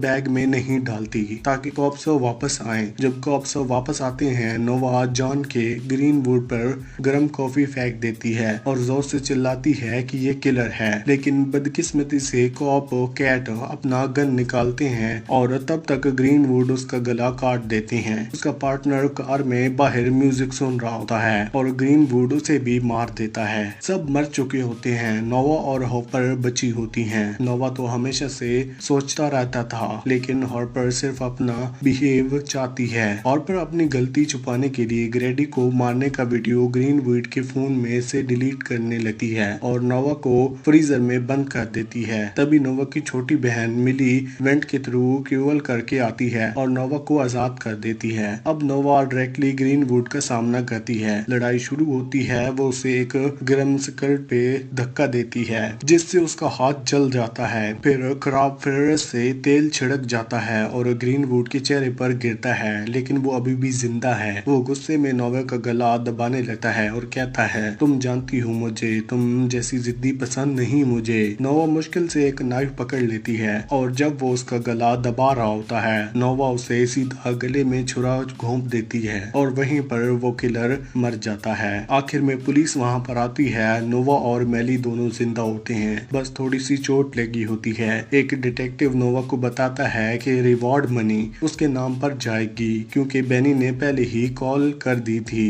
इसी के साथ ये मूवी यहीं पर खत्म होती है। Mantis movie explained. मेंटिस की एंडिंग एक 3-वे फाइट पर खत्म होती है। फ्रेंचाइज के पहले पार्ट में किल बॉक्सन में असैसिनेशन किल बॉक्स ने अपने बॉस और एमके के सीईओ मॉन्क को मार दिया था, साथ ही उसकी बहन मिनही को भी। एमकेएन पूरा असैसिनेशन एंटरटेनमेंट बिजनेस कंट्रोल करता था, तो उसकी डेथ के बाद पूरा सिस्टम हिल गया। उन्हीं में से एक था हुनुल। पैसा कमाना और अपने दोस्तों को काम देने के लिए उसने अपनी खुद की कंपनी स्टार्ट की। एमकेएन के टाइम के कॉन्टैक्ट्स यूज करके वो जॉब्स लाता था। सब कुछ ठीक चल रहा था, लेकिन लेवल अप करना जरूरी था। हुनुल ने अपने पुराने मेंटोर डेको से हेल्प मांगी, लेकिन डेको बिजी था एमकेएन को वापस बनाने और उसने हुनुल को बोला अपनी कंपनी छोड़ो और एमकेएन ज्वाइन करो। फिर हुनुल ने बेंजामिन उससे सपोर्ट मांगी, लेकिन उसकी अजीब डिमांड्स देखकर सब पीछे हट गए। प्रॉब्लम तब आई जब हुनुल ने जॉब्स बांटने में सेल्फनेस दिखाई और उसके और जेई के बीच झगड़ा हो गया और जे बेंजामिन के कैंप में चला गया। हुनुल वापस डोगो के पास आया और बेंजामिन का प्लान अलग था। वो चाहता था कि हुनुल, जेई और डोको तीनों एक दूसरे से लड़के खत्म हो जाएं ताकि उसका एंटरटेनमेंट बिजनेस टॉप पर आ जाए। बेंजामिन ने और भी कंफ्यूजन क्रिएट कर दी। किल बॉक्सन यूनिवर्स में एक ब्लडेड नाइफ भेजना एक ड्यूल का इमिटेशन होता है। जब जेई ने डेकोगो को मारने में मना किया, बेंजामिन ने अपने असैसिनेशन का हाथ काट कर उसका खून चेहरे पर डोगो को भेज दिया, ऐसा दिखाने के लिए जैसे जेई ने उसे फाइट के लिए बुलाया हो। इसी बीच डोको ने हुनुल को एक मिशन दिया अपने पुराने दोस्त बासु को मारने के लिए, क्योंकि वो बिना एमकेएन के परमिशन के कॉन्टैक्ट्स ले रहा था। हुनुल जानता था कि अगर जेई को बासु की असली मौत का पता चल गया तो वो इम्पल्सिव हो जाएगा, इसलिए उसने बासु की डेथ फेक कर दी और उसे छुपाने का बोला। फिर जब उसे खूनी चेहरे के बारे में पता चला, उसने दू को समझा कि ये जाई का काम नहीं है, ये सब बेंजामिन ने किया है। उन्होंने बासु की फेक फ्यूनरल अरेंज करवाई और वहाँ जेई से मिला। उसने उसे बोला कि छुरा वापस ले जाओ और दो के फाइट अवॉइड करो, लेकिन दोनों प्लान फेल हो गए। बासु छुपने से बाहर आ गया और जाई ने नाइफ वापस लेने से मना कर दिया। दो गुस्से में आ गया। उसने डिसाइड किया पहले जाई को मारना है नाइफ भेजने की वजह से और फिर हुनुल को अपना मिशन खराब करने की वजह से। इसी बीच एक कैमियो में बॉक्सन होनल को आइडिया दिया। वो खुद नाइफ भेजकर जाई को ड्यूल के लिए बुलाए और MKN हेडक्वार्टर को बैटल ग्राउंड बनाए। यहाँ उसने दो को साथ अपनी लड़ाई सेट कर ली। होनल का प्लान सिंपल था, जाई उससे ज़्यादा पुरानी दोस्ती है तो वो श्योरली उसका साइड ले लेगी और दोनों मिलके दो को हरा देंगे। पर यहाँ सब कुछ उल्टा हो गया। जाई की असली एम्बिशन सामने आई। पहले ट्रेनिंग के टाइम जब टॉप असैसिनेशन चूज करना था, मिनू ने होनल को सिलेक्ट किया और दो ने जाई को MKN से निकाल दिया। रीजन ये था कि उसकी एम्बिशंस और गुस्सा उसे डेंजरस बना सकते थे, बिल्कुल मास्टर शिफू टाइजोंग जैसे सिचुएशन। दो ने उसे उसी वक्त बोला था कि वो स्वॉर्ड की फाइट में जाए। जायू कभी होनल से अच्छी नहीं होगी, इसलिए उस पर रिसोर्स वेस्ट करना बेकार है। जाई को ये सब चुभता रहा था और तभी उसने डिमांड किया कि एक रियल ब्लेड्स का रिमैच हो। तब अलाउड नहीं था, लेकिन उस वक्त उसका ही ऑब्सेशन था होनल को हराकर सबसे टॉप असैसिनेशन बनना।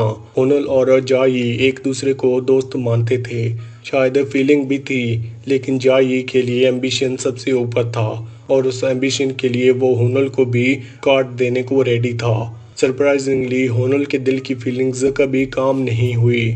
उसे अंदाजा था कि जाई उसका साथ नहीं देगी, फिर भी उसके दिल में होप थी कि फाइनल मोमेंट में वो उसके साथ खड़ी होगी, दो को हराएगी और दोनों मिलकर MKN पर कंट्रोल ले लेंगे।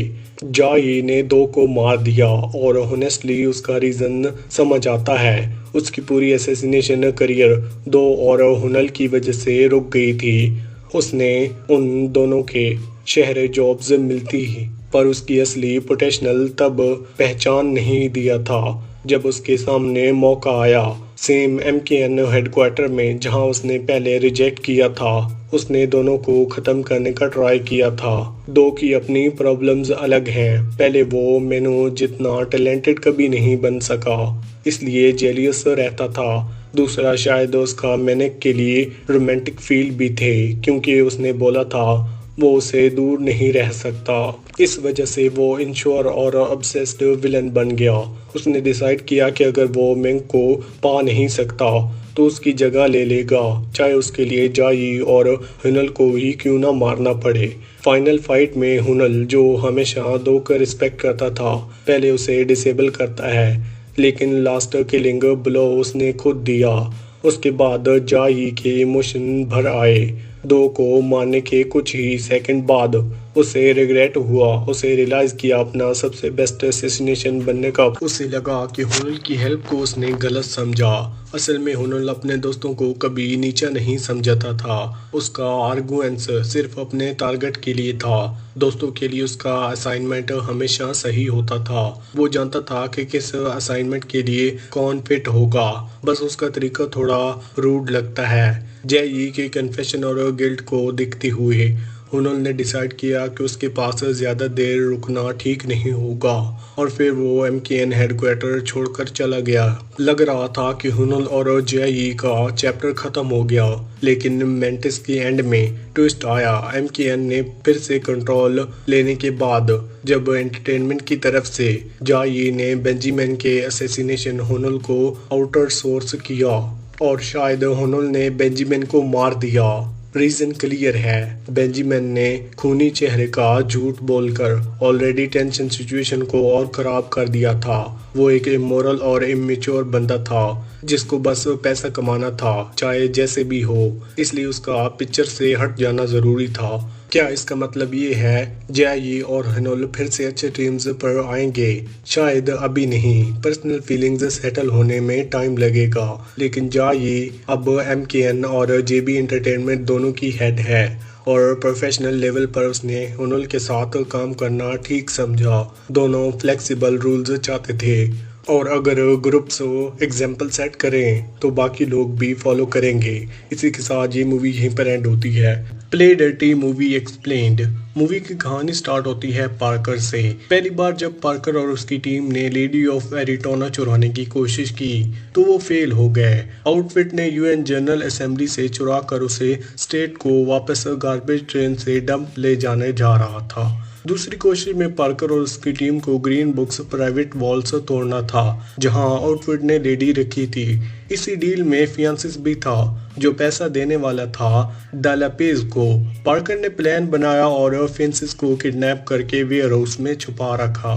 ये वेयरहाउस पेप्स प्रॉप्स का था जो कोलोनिकल ऑर्टेज का ऑर्डर अंदर काम करता था और वहीं लेडी का एक फेक लिप्रिका भी था। प्रॉब्लम ये हुई थी कि स्टैन जो फियांसिस को गार्ड कर रहा था दवाई और शराब के नशे में सो गया और फियांसिस भाग निकला। उसने तुरंत लुजिनिया को इन्फॉर्म किया। लुजिनिया अपने आदमियों के साथ वॉल्ट पहुंचा और पार्कर के हाइस्ट को इंटरप्ट कर लिया। उसने लेडी ले जाकर फियांसिस को दे दी, लेकिन ट्विस्ट ये था कि वो लेडी असली नहीं बल्कि पेप्स प्रॉप्स का रेप्लिका था। असली बॉडी अभी भी ग्रीन बुक्स वॉल्ट के अंदर ही थी जो 8 बजे तक टाइमर के लॉक के पीछे बंद थी। एक्सप्लोजन से काज तोड़ना मुश्किल था क्योंकि उससे एंटीयू खराब हो जाता, इसलिए पार्कर और ग्रिफ्ट ने स्मार्ट ट्रिक खेला। उन्होंने वॉल्ट के नंबर रिपेंट कर दिए। असली लेडी वॉल्ट नंबर 1 में ही सेफ थी जबकि पार्कर और उसकी टीम ने फेक वॉल्ट तोड़ दिया था। आउटफिट ने समझा उन्होंने असली लेडी पकड़ ली है और इसी के पीछे भाग गए। पार्कर का प्लान था जब तक लुजोनिया फियांसिस और डालापेज को पता नहीं चलता कि वो बेवकूफ़ बने हैं तब तक वो असली लेडी लेकर भाग जाएंगे, लेकिन रिस्क भी था इसलिए पार्कर ने लेडी को एक्सप्लेनेशन से रिच कर दिया। अगर मैं नहीं ले जा सकता तो कोई और भी नहीं ले जाएगा। जैसे ही लुजोनिया ग्रीन बुक्स वापस आया उसने पार्कर को लेडी पैक करते देख लिया, तभी उसने और गर्म हो गया। लुजोनिया के आदमी स्टैन को पकड़ने कंट्रोल रूम में ले गए और डालापेज के आदमी को भी आ गए वहीं पर लोगों को खत्म करने लगे। इसी बीच ग्रोफ्ट और जेन ने स्टैन को फ्री कर दिया और वॉल्ट की तरफ निकल गए। फिर पार्कर ने ब्लास्ट कर दिया। लुजानिया और आउटफिट के बीच बचे कुचे सब कुछ खत्म हो गए। पार्कर, स्टैन, ग्रोफ्ट और जेन वहां से निकल गए। क्या लेडी फिर से हाथ से निकल गई है? पूरा नहीं, क्योंकि ब्लास्ट के पीछे पार्कर ने उस एंटिक से काफी प्रीशियस जेम्स निकाल लिया था। उसने कुछ अपने पास और ग्रेस फेरी की वाइफ के लिए भी रखे और बाकी ईड, ब्रेंडा, ग्रोफ्ट और स्टैन को दे दिए। पार्कर ने मीडिया को फियांसिस, लुजानिया और डालापेज का लिंक से जोड़ दिया। पुलिस ने लुजानिया के वेयरहाउस पर रेड करके मिलियंस के रेकल्स रिकवर कर लिया। फियांसी शायद अरेस्ट हो गया और डालापेज अपनी पावर से हट गया है। जेन का बॉस ऑर्टिज उसके मालिक का एक्टिंग प्रेसिडेंट बन गया। प्ले डेटी के एंड में पार्कर होटल में जेन से मिला। इंटेंशन दे ये था कि वो उसे मार देगा। देखने में लगा कि पार्कर ने उसे बेवकूफ़ बना दिया है या फिर उसे माफ़ कर दिया है, लेकिन ग्रेस से खाया वादा याद रखते हुए उसने जेन को गोली मार दी। क्या इसका मतलब ये है कि जेन मर गया? पार्कर ने ग्रेस को जेम्स देते वक्त जेन चलाई गई, लेकिन एंटरटेनमेंट के गोल्डन रूल है, जब तक डेड बॉडी स्क्रीन पर नहीं दिखती किसी कैरेक्टर को डेड मत समझो। लास्ट बातचीत में जेन पार्कर और अपना प्यार कन्फेस भी किया है और प्यार अक्सर दोस्ती या लॉयल्टी से भी हैवी पड़ता है। शायद पार्कर ने जेन को एक सेकंड चांस दिया हो, उसे उसका जेम का कट दिया और बोला कि अपने आज़ाद मुल्क में ऑनेस्टी जाए और अपने पाप का पश्चाताप करे। और अगर प्ले डर्टी 2 बनता है और रोजा सलाजार का शेड्यूल फिट होता है तो जेन वापस आएगा। अगर ना हो तो कैरेक्टर टेम्परेली डेड माना जाएगा और अगर सीक्वल ही ना बने तो जेन की सिचुएशन वहीं रहेगी, न जिंदा न मुर्दा। फिल्म के एंड में पार्कर और ग्रिफ्ट टाइम सीक्वेंस में फ्यूचर डिस्कस करते हैं। कोई क्लियर हिंट नहीं देता, लेकिन एक बड़ा पोस्टर दिखता है द एंड जिसमें वर्मर की printing girl with a pearl earring image है। शायद इस सीक्वल का रिलेशन उसी पेंटिंग से हो या फिर किसी और हिस्टोरिकल पीस से जो आम लोग जानते भी नहीं। रिसर्च के मुताबिक से लेडी रिटोना असल में एक रियल फिगर थी, जोआना, जो नाइट बनकर बैटलफील्ड में गई थी जब सिर्फ मर्द ही जंग लड़ते थे। प्ले डेटी के ओपनिंग क्रेडिट सीन में जेन और जोना पैरेलल दिखाए गए थे, क्योंकि जेन भी अपने मुल्क को डालापेज से आज़ाद करने के लिए अपनी जान लगाने को तैयार था। इसी वजह से लगता है कि जेन अभी भी जिंदा है। मतलब इतनी बिल्डअप के बाद उसे एक होटल रूम में कैजुअली मार देना थोड़ा अजीब लगता है। लेकिन शैनी ब्लॉक का होमर डार्क है और अगर जेन को डेड ही रखता तो वो समझ गया था कि यहाँ सब कुछ सही नहीं है। इसी के साथ ये मूवी यहीं पर एंड होती है। स्टीफन किंग की the long walk dystopian fiction की दुनिया में अलग ही पहचान रखता है। ये पहली दफा रिचर्ड बैचमैन के नाम से पब्लिश हुआ था। इसकी कहानी एक ऐसे वर्ल्ड को दिखाती है जहां पर सरकार का कंट्रोल, लोगों की एंटरटेनमेंट दोनों मिल जाते हैं और एक ऐसी कंपटीशन बनाते हैं जहां पर 100 लड़कों को चुना जाता है। उन्हें रेस के लिए दौड़ाया जाता है तब तक जब तक सिर्फ एक जिंदा ना बचे।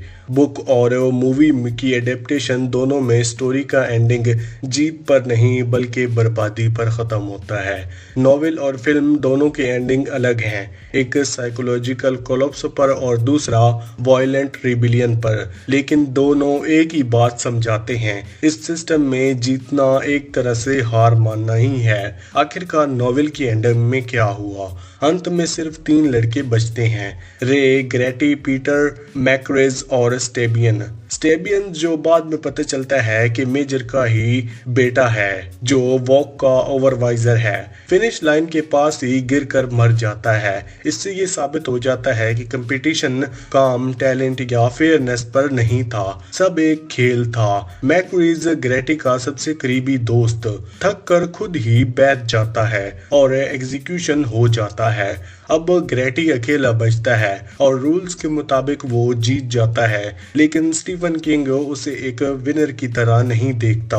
ग्रेटी अंदर से टूट चुका होता है। उसने 100 लोगों के करीब लड़कों की मौत अपनी आंखों से देखी थी, जिनमें से उसके दोस्त थे, दुश्मन भी थे और सभी। जब मेजर हेलीकॉप्टर से आता है उसे विक्टर डिक्लेयर करने, ग्रेटी रिएक्ट भी नहीं करता।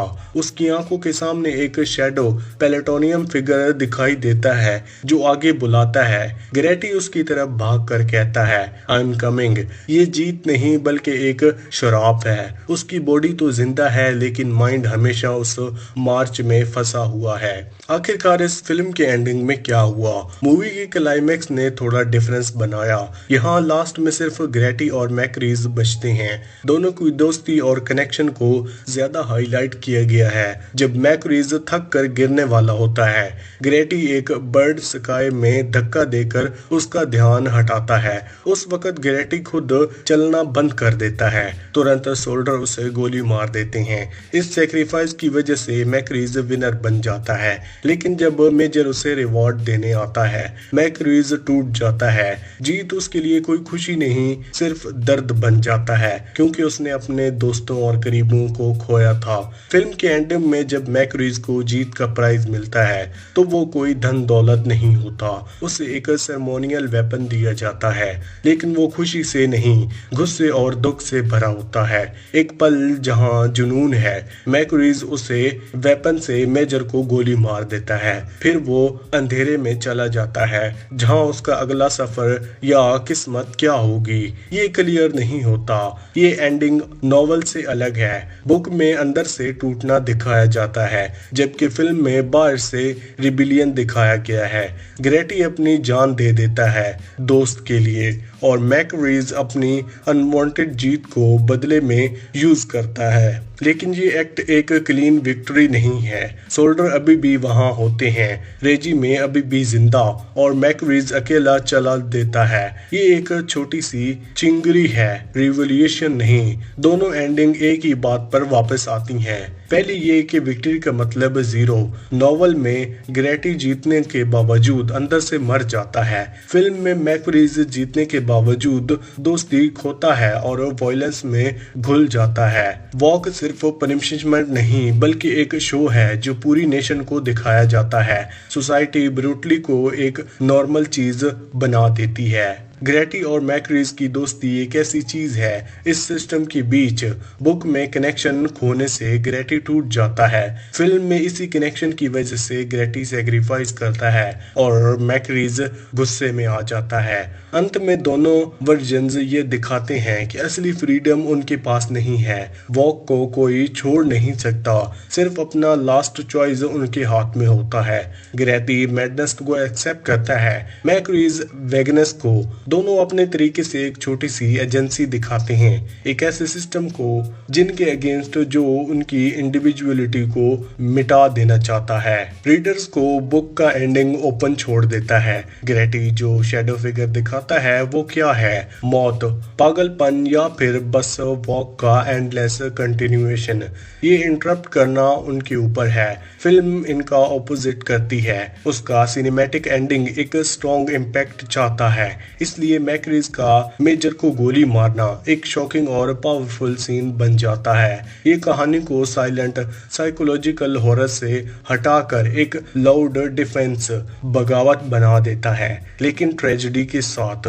ये शिफ्ट समय और ऑडियंस की सोच दोनों को दिखाता है। नॉवेल के अंदर एक कोल्ड वॉर के पेजमेंट में लिखी गई थी, जहां सर्वाइवल भी एक खोखली जीत लगती थी। इस फिल्म में आज की ऑडियंस के लिए बनाई गई है, जहां लोग रेजिस्टेंस और रिबिलियन वाली कहानियां एक्सेप्ट करते हैं। इसलिए फिल्म में कैथरिस मिलता है, ऑपरेसर के खिलाफ स्ट्राइक बैक करना, लेकिन हैप्पी एंडिंग पर भी नहीं मिलती। बुक में ग्रेटी का हेलुसिनेशन दिखाया जाता है कि ट्रॉमा इंसान की आइडेंटिटी मिटा देता है। वॉक उसको इतना कंज्यूम कर चुका होता है कि विनर के डिक्लेयर होने के बावजूद भी वो रुक नहीं पाता। इसके लिए रोड एक हमेशा प्रिजन बन जाता है। फिल्म में मैकरीज का मेजर को मारना एक डिफेंस या सिंबल हो सकता है, लेकिन साथ ही ये भी दिखाया जाता है कि जब तुम वायलेंस से लड़ते हो तुम खुद भी वही बन जाते हो। रिबिलियन जरूरी हो सकता है, लेकिन उसका प्राइज इंसानियत खुद है। अंत में दोनों वर्जन में एक बात पर रुकते हैं, यहाँ कोई विक्ट्री नहीं, विनर हीरो नहीं, सिर्फ एक विक्टिम है। ग्रेटी ट्रॉमा से टूटकर इल्यूजन में खो जाता है। मैकरीज गुस्से और वायलेंस में खुद को जला देता है। किंग की नॉवेल खत्म होती है साइकोलॉजिकल डिस्पायर पर, फिल्म एंड होती है वायलेंट रिबिलियन पर। लेकिन दोनों वर्जन्स एक ही सेंट्रल पर सवाल उठाते हैं, एक ऐसी दुनिया में जहां जुल्म, रूल और सर्वाइवल ही प्राइज है, असली फ्रीडम का मतलब क्या है? ग्रेटी के लिए फ्रीडम मतलब मैडनेस, भागना। मैकरीज के लिए फ्रीडम मतलब रूल्स तोड़कर वायलेंस से जवाब देना। दोनों रास्ते शांति नहीं देते। मैसेज क्लियर है कि कॉलिंग भी एक डेथ मार्च जो ट्रेनी से डिजाइन किया गया है, उसमें कोई असली जीतने वाला नहीं, सिर्फ 3 लोग हैं, ब्रोकन, सैक्रिफाइस और डिफेंट। और इसी के साथ ये मूवी यहीं पर and. Land movie explained. Movie की कहानी स्टार्ट होती है टॉम से। टॉम एक पुराना टेनिस कोच है जो आइसलैंड पर रहता है। ये आइसलैंड हॉलीडे स्पॉट है जहां लंबी बीचेस और वॉल्केनोज हैं। दिन में टॉम को टूरिस्ट को ट्रेन सिखाना होता है, लेकिन अक्सर वो अपना टाइम विकाके क्लब में नशा और पार्टी करते हुए गुजार देता है। सुबह सुबह वेकेशंस और टॉम दोनों ही कभी कभी कोर्ट पर नजर आ जाते हैं। आइसलैंड पर एक यंग कपल आता है, एनी और डेव, अपने 7 साल के बेटे एंटन के साथ। एनी असिस्ट करती है कि टॉम एंटन को प्राइवेट लेसन्स दे, क्योंकि डेव को टेनिस काफी पसंद है। अब तक अकेला रहता टॉम इस फैमिली से थोड़ा फ्रेंडली फील करता है, एक छोटा सा फेवर भी करता है, इनका होटल रूम चेंज करवा देता है और धीरे धीरे तीनों के बीच अच्छी दोस्ती भी हो जाती है। पहले तो कपल परफेक्ट लगता है, लेकिन टॉम को जल्द ही समझ आ जाता है कि एनी के मन में डेव के लिए थोड़ा टेंशन है। टॉम उन्हें लोकल टूर पर ले जाता है, अपने कैमल ओनर दोस्त रफीक और उसकी वाइफ से भी मिलवाता है। डिनर, कहानियां और लोकल लाइफ देखकर कपल भी अपने वेकेशन जोन से बाहर निकलता है। एक रात होटल में डेव और एनी के बीच झगड़ा हो जाता है। डेव बताता है कि वो जहां सेकंड बेबी के लिए ट्राई कर रहा है। साथ ही वो हिंट देता है कि एंटन शायद उसका रियल बेटा नहीं है। ये सुनकर एनी अपसेट हो जाती है और थोड़ी देर के लिए चली जाती है। उसके बाद देव टॉम को वकाकी क्लब ले जाता है ड्रिंक करने के लिए। वहाँ देव लोकल लड़कियों के साथ बहुत ज्यादा पीने लगता है, जिसके बाद उसको काफी नशा हो जाता है। जब टॉम उसे ढूंढ नहीं पाता तो वो वहाँ से निकल जाता है। अगली सुबह देव गायब होता है, उसका कहीं भी कुछ पता नहीं होता। पुलिस में रिपोर्ट की जाती है। पुलिस पहले तो सीरियसली नहीं लेती, लेकिन धीरे धीरे शक एनी पर आने लगता है। इन्वेस्टिगेशन में पता चलता है कि उस रात को डेव ने एनी को कॉल किया था, जिसमें उनका झगड़ा भी हुआ था और एनी ने कॉल लॉग डिलीट कर दिया था रात के 2:30 बजे। एनी बाहर गई थी देव को ढूंढने के लिए। ये बातें उसने पुलिस को नहीं बताई थी, इसी वजह से एनी सस्पेक्ट बन जाती है। लेकिन टॉम उसकी हेल्प करता है, एंटन का ख्याल रखता है। डेव का मिसिंग होने के दौरान टॉम और एनी की केमिस्ट्री और भी इंटेंस हो जाती है, जैसे कि उनके बीच कुछ लव जैसा हो गया हो। बात यहाँ तक आ जाती है कि उनके दरमियान एक किस भी हो जाती है, लेकिन तभी डेव भी मिल जाता है। अब सवाल ये है कि डेव के साथ आखिर क्या हुआ और टॉम का फ्यूचर क्या होगा। ये फिल्म के लास्ट पार्ट में रिवील होगा। डेव और एनी एक ब्रिटिश कपल है, यंग रिच और एक हैप्पी फैमिली का इमेज लेके आइसलैंड पर आते हैं। लेकिन हॉलीडे के दौरान उनकी लाइफ में उनके सच धीरे धीरे बाहर आने लगते हैं। डेव और एनी सेकंड बेबी के लिए तैयार थे, लेकिन प्रॉब्लम ये थी कि डेव को अभी रिसेंटली पता चला था कि वो इनफर्टाइल है। मतलब जब एंटन पैदा हुआ था उस टाइम एनी ने शायद किसी और के साथ रिलेशन बनाया था। यहाँ से सस्पिशियस स्टार्ट होता है। एंटन शायद डेव का रियल बेटा नहीं है। ये एक बड़ा झटका है, क्योंकि फैमिली की फाउंडेशन ही झूठ पर खड़ी लगती है। इस बात से डेव की दुनिया हिल जाती है। वो अपना हैप्पी फादर का मास्क उतार देता है और अपने पुराने सेल्फ में वापस आ जाता है, केयरलेस और रेकलेस। विकाकी क्लब में वो बहुत ज्यादा ड्रिंक करता है, अपनी वाइफ को बुरा भला भी कहता है, उसकी बुराई करता है और इतना ब्रोकन फील करता है कि वॉल्केनो में जंप करने का सोचता है। एनी की तरफ पुलिस और लोगों का शक जाता है, लेकिन एनी ज्यादा बोथर्ड नहीं लगती, शायद क्योंकि उसने 7-8 साल से डेव को टॉलरेट किया था, इसलिए उसके लिए ये मिसिंग सीन नया नहीं लगता। उसका एटीट्यूड थोड़ा ठंडा सा है, जैसे वो ऑलरेडी डेव को गायब होने को एक्सेप्ट कर चुकी हो। लेकिन जल्द ही पुलिस डेव को ढूंढ लेती है। एनी के ऊपर से शक हट जाता है। दोनों के बीच बेटरनेस जरूर है, लेकिन वो फिर से अपनी मैरिड लाइफ में वापस चले जाते हैं, जैसे कुछ हुआ ही ना हो। वेकेशन डेव के लिए एक तरह से ब्रेक डाउन था। उसने अपनी फ्रस्ट्रेशन और गुस्सा निकाल दिया। जब वो वापस आता है तो अपना फादर और हस्बैंड का रोल फिर से अपना लेता है। एंड में डेव टॉम को एक एनवेलप में पैसे देता है, जैसे कह रहा हो कि तुम जो इमोशनल सपोर्ट दिया है वो भी एक सरवाइव थी। दोस्ती का मास्क गिरा देता है और सब वापस अपनी जगह आ जाते हैं। एक तरह टूरिस्ट फैमिली, दूसरी तरफ सर्वाइवर प्रोवाइडर। फैमिली आइसलैंड पर फैमिली बना के आई थी और फैमिली बनाकर ही वापस गया, चाहे अंदर से वो कितने भी इम्पैक्टफुल और ब्रोकन क्यों ना हो। टॉम इस कपल के लिए एक तरह का डिसरप्टिव फोर्स बन जाता है। एनी और डेव दोनों अपने इश्यूज टॉम पर परफेक्ट करते हैं। डेव उसे बंद करता है, उसे विकाकी क्लब ले जाता है अपने अनरिवील्ड डेज दोबारा जीने के लिए। एनी की तरफ से टॉम के लिए एक टेंशन रहती है, जो आखिर में एक छोटी सी इंटीमेसी तक पहुंचती है।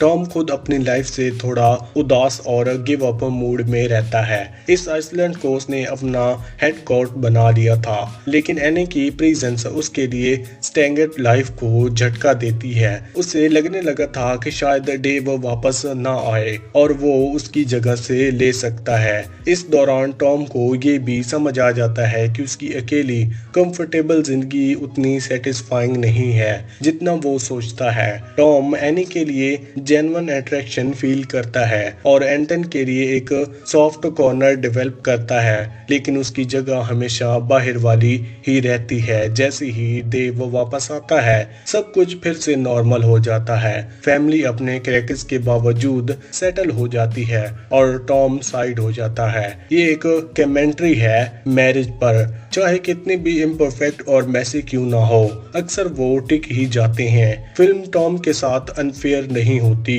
एनी और डेव के साथ हुआ ये उनके साथ अंदर एक नया चुपक ले आता है। एनी उसे पूछती है, तुम यहाँ क्या कर रहे हो? तुम ऐसे लगते नहीं हो जो अपनी जिंदगी आइसलैंड पर वेस्ट करे। ये सवाल टॉम के लिए एक मिरर बन जाता है। उसे रियलाइज होता है कि उसके अंदर एक और डिजायर है, जिंदगी को दोबारा जीने का। एंड में डेव और टॉमी एनी को इन पैसा देकर सब कुछ कॉन्फिडेंटली कर देता है, जैसे टॉम की इमोशनल सपोर्ट भी एक पेड सर्विस हो। ये चीज टॉम को और भी क्लियर कर देती है कि इस आइसलैंड में सब कुछ एक साइलेंट इकोनॉमी है। इमोशन भी बचने खरीदने की चीज बन गए हैं। इसका सबसे पावरफुल सिंबल तब दिखाया जाता है जब रफीक का डेड कैमल ओकेन से स्क्रीन के जरिए निकाला जाता है। उसके लिए किसी ने सर्च भी नहीं किया, पर डेव को ढूंढने में सब लग गए। फाइनली टॉम डिसाइड करता है कि वो इस फेक पैराडाइज का हिस्सा नहीं बनेगा। वो फ्लाइट टिकट खरीदता है और आइसलैंड छोड़ देता है। एनी और डेव के वेकेशन की एक जगह बन जाती है अपनी मैरिज को दोबारा जोड़ने की, लेकिन टॉम के लिए एक राइट ऑफ पैसेज बन जाता है, एक एस्केप जहां से वो अपनी लाइफ की वापस उन खुशियों को दोबारा जी सकता है। इसी के साथ ये मूवी यहीं पर एंड होती है। मूवी की कहानी स्टार्ट होती है केविन से। केविन की लाइफ परफेक्ट नहीं थी। उसका अपने बेटे शॉवन के साथ रिश्ता टूट चुका था। उसकी एक्स वाइफ बार बार उसे याद दिलाती थी कि वो एक अच्छा बाप नहीं है। ऊपर से उसकी माँ को याददाश्त की प्रॉब्लम थी और उसके मर चुके बाप के साथ पुराने इश्यूज अब तक उसके दिमाग में घूमते रहते थे। केविन हमेशा ये सोचता रहता था कि वो सबके लिए एक डिसअपॉइंटमेंट है, अपने बाप के लिए, अपनी फैमिली के लिए, सब के लिए। कैंप फायर वाले दिन सुबह केविन को पता चला कि उसके बेटे शॉवन बीमार है। एक बाप होने के नाते उसका पहला इंस्टेंट था घर जाए, लेकिन प्रॉब्लम ये थी कि उसकी बॉस रूबी ने उसे वार्निंग दी थी, अगर वो बस वापस गैराज नहीं लाया तो उसकी जॉब चली जाएगी। दो जिम्मेदारियों के बीच फंसा हुआ केविन दोनों को बैलेंस करने की कोशिश करता है। उसने शॉवन के लिए दवाई खरीदी और सोचा घर जाने का प्लान बनाए। फिर उसे पहले ही आग फैल गई और घर जलने का रास्ता एक खौफनाक नाइटमेयर बन गया। जब केविन अपनी लाइफ और प्रायोरिटीज के बीच लड़ाई लड़ रहा था, तभी उसके रेडियो पर रूबी की आवाज सुनाई दी। उसने बताया कि 23 बच्चों और उनकी teacher Mary Levick paradise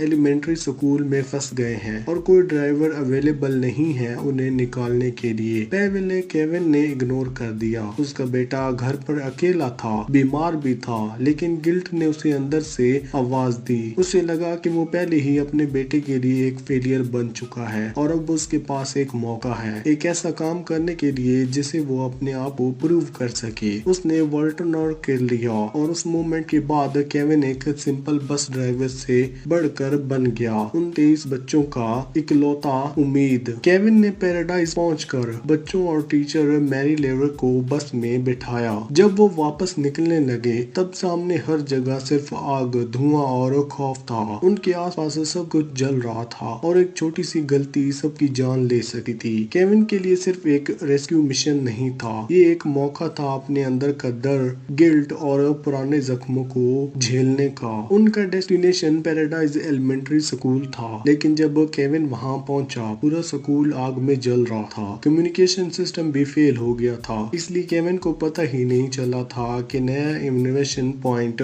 fire guard shift हो गया है। अब वो एक ऐसी जगह पर था जहां हर तरफ धुआं, ट्रैफिक और आग थी। गाड़ियां रोड पर चढ़ी गई थी, लोग चिल्लाते हुए भाग रहे थे ऐसे लग रहा था जैसे दुनिया खत्म हो रही हो। बस के अंदर बच्चे रोते हुए अपने माँ बाप को बुला रहे थे। मैरी उनकी टीचर उन्हें संभालने की कोशिश करती है, लेकिन उसके अपने हाथ भी कांप रहे थे। केविन को कुछ समझ नहीं आ रहा था। हर रास्ता बंद था, हर तरफ से जलन और डर। इस सब के बीच केविन अपने पास से बच नहीं पा रहा था। उसे अपने बाप के साथ की हुई वो पुरानी लड़ाई याद आ गई। जब वो जवान था, उसने गुस्से में अपने बाप से कहा था, काश तुम मर जाओ। वो शब्द उसके दिल में गहरी चोट बनकर रह गए, क्योंकि जब उसने बाद में माफी मांगी थी, उसके पिता मर चुके थे। अब वही चीज उसके साथ हो गई थी। उसका बेटा शवन भी वैसी ही लाइन पर खड़ा था। केविन के लिए असली डर आग नहीं थी,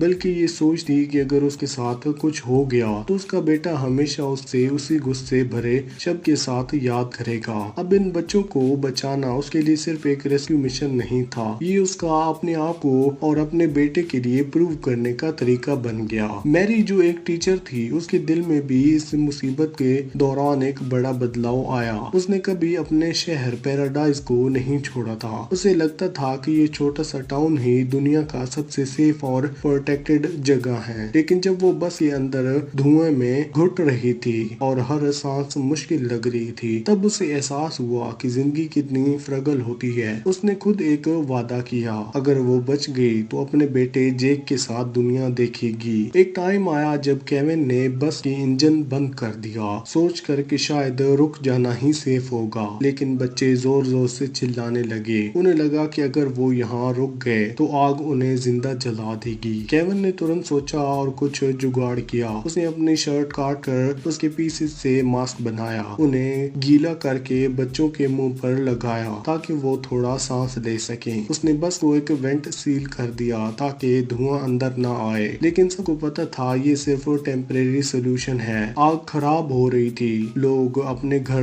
लूट रहे थे और आसपास सब कुछ जल रहा था। केविन को समझ आ गया, अगर वो यहाँ रुक गया तो सब मर जाएंगे। एक ही ऑप्शन था, सीधा आग के बीच में से गुजर जाओ। केविन ने इंजन स्टार्ट किया, मुश्किल से बस चलाई, पर उसकी हिम्मत ने हार नहीं मानी। एक पल के लिए लगा कि सब कुछ खत्म हो गया, पर अपने बेटे शोमन का ख्याल ने उसे हिम्मत दी। उसने इंजन ठीक किया और सीधा इनफॉर्म में घुस गया। विंडो के बाहर लाल आग चमक रही थी। गर्म हवा इतनी तेज थी कि सांस लेना मुश्किल था और फ्लेम्स बस को छूने की कोशिश कर रही थी। बच्चे चिल्लाए। मैरी ने उन्हें अपने पास पकड़ लिया और केविन स्टीयरिंग व्हील को इतनी जोर से पकड़े हुए था जैसे उसका पूरा जीवन उसी पर निर्भर हो। वो सोचा, अगर मैं नरक के रास्ते पे गुजरूं और फिर भी किसी तरह बाहर निकल आए जब सुबह का उजला धुआं चेहरे को चीर दे। सबने पहली बार आसमान में देखा, बच्चों को एक दूसरे को गले लगाकर रो रहे थे, कुछ खुशी के आंसू, कुछ दुख के, लेकिन सब जानते थे कि वो जीत गए हैं। आखिरकार केविन ने बस को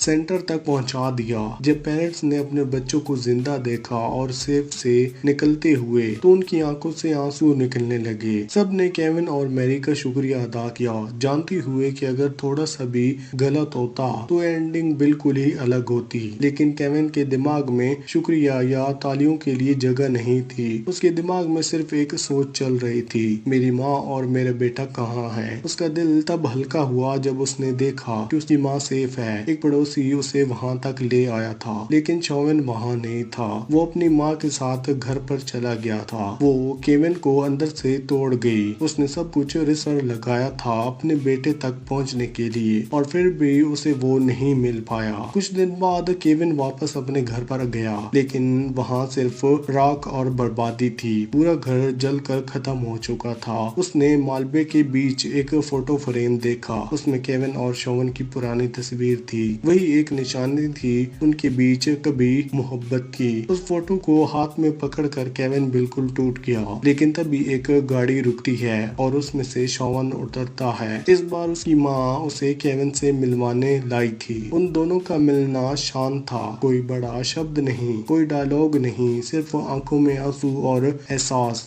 शोवन ने कभी कहा था कि तुम मर जाओ, लेकिन अब उसने अपने पिता के काम देखते हुए, एक आदमी जिसने अपनी जान दांव पर लगाकर 23 बच्चों को बचाया। शोवन माफी अल्फाजों में नहीं, वो उसके मिलने आने से ही समझ गया था, और केविन के लिए बस इतना ही काफी था। द लास्ट बस की एंडिंग में बताया गया कि केविन कोई फिजिकल हीरो नहीं है, वो एक असली इंसान है जिन्होंने सच में कैंप फायर डिजास्टर सर्वाइव किया। उसके बाद उसने अपनी पुरानी वेलगनिस की जॉब छोड़ दी, अपना टीचिंग डिग्री कंप्लीट किया और फायर व्यू स्कूल टीचर बन गया। उसकी लाइफ एक मैसेज बन गई कि चाहे जिंदगी कितनी भी ट्रेजिक क्यों ना हो, इंसान खुद को दोबारा पैदा कर सकता है और नई मीनिंग ढूंढ सकता है। इसी के साथ ये मूवी यहीं पर खत्म होती है। आपको कौन सी मूवी या फिर वेब सीरीज का एक्सप्लेनेशन चाहिए, हमें कमेंट सेक्शन में जरूर बताना। वीडियो अच्छी लगी तो वीडियो को लाइक करके चैनल को सब्सक्राइब लाजमी करना। Thanks for watching.